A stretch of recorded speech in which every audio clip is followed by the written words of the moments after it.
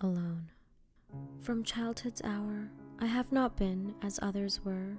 I have not seen as others saw. I could not bring my passions from a common spring.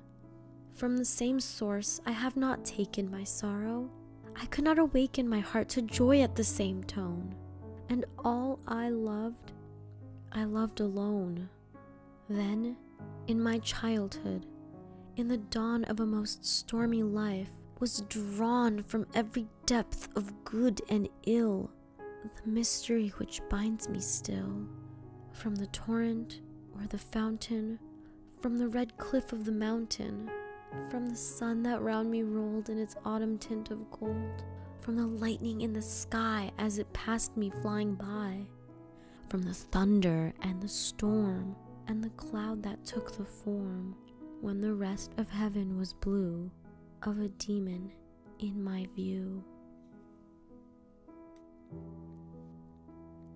The City in the Sea.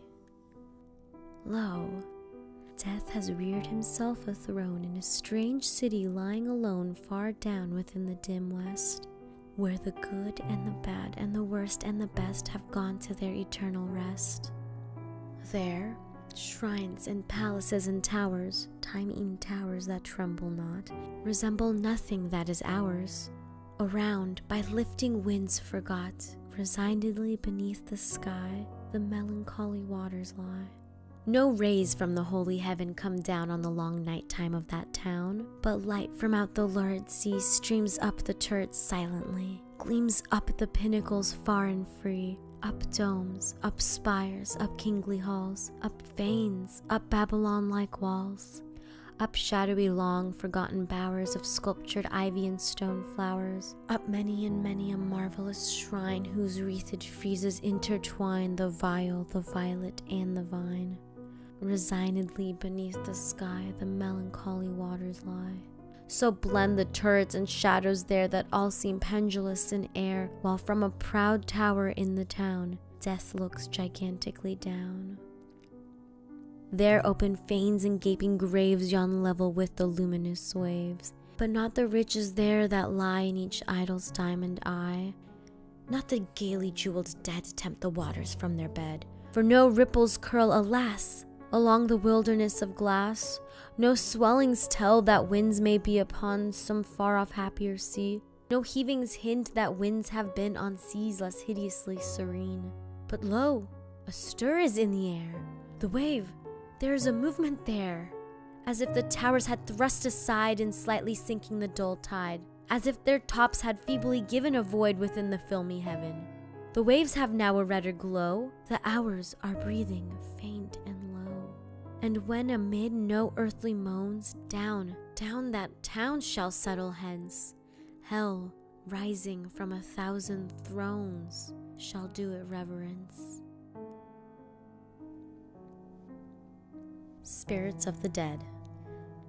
Thy soul shall find itself alone mid dark thoughts of the gray tombstone, not one of all the crowd to pry into thine hour of secrecy.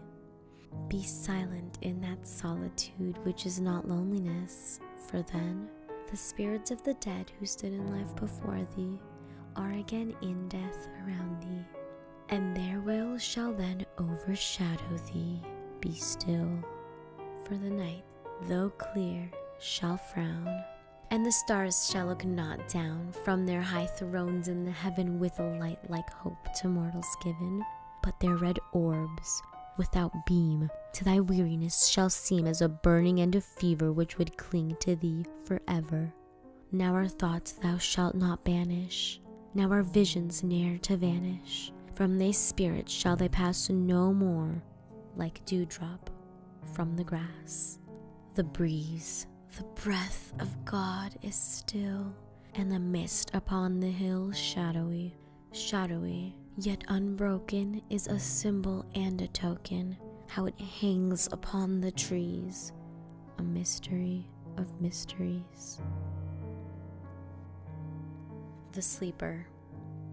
At midnight in the month of June, I stand beneath the mystic moon, an opiate vapor, dewy, dim, exhales from out her golden rim, and, softly dripping, drop by drop, upon the quiet mountain top, steals drowsily and musically into the universal valley. The rosemary nods upon the grave, the lily lolls upon the wave, wrapping the fog about its breast. The ruin moulders into rest, looking like Lethe sea. The lake a conscious slumber seems to take, and would not for the world awake. All beauty sleeps, and lo, where lies Irene with her destinies? O lady bright, can it be right, this window open to the night? The wanton airs from the treetop laughingly through the lattice drop. The bodiless airs, a wizard rout, flit through thy chamber in and out, and wave the curtain canopy so fitfully, so fearfully above the closed and fringed lid, neath which thy slumbering soul lies hid, that o'er the floor and down the wall, like ghosts the shadows rise and fall. O lady dear, hast thou no fear? Why and what art thou dreaming here? Sure thou art come o'er far-off seas, a wonder to these garden trees. Strange is thy pallor, strange thy dress, strange above all thy length of tress, and this all solemn silentness. The lady sleeps. Oh, may her sleep which is enduring so be deep. Heaven have her in its sacred keep.